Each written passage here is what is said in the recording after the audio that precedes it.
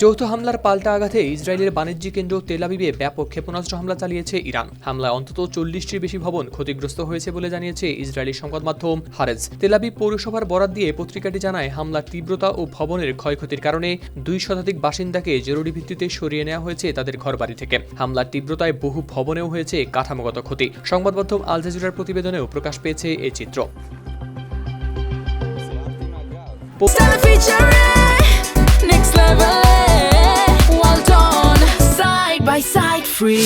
পৌর কর্তৃপক্ষ আরও জানায়, বাসিন্দাদের অস্থায়ীভাবে শহরের 3টি হোটেলে রাখা হয়েছে। ক্ষতিগ্রস্ত এলাকাগুলোতে উদ্ধারকারী দল ও পৌরসভার কর্মীরা ধ্বংসাবশেষ সরানো এবং নিরাপত্তা নিশ্চিত করার কাজ করছেন। ইরান এই হামলাকে তাদের 6ষ্ঠ দফার অভিযানের অংশ হিসেবে দাবি করেছে, যার ফলে ইসরায়েলের আকাশ প্রতিরক্ষা ব্যবস্থা সক্রিয় থাকা সত্ত্বেও তেল আবিবের জনবহুল এলাকায় ঘটে এই ক্ষয়ক্ষতির ঘটনা।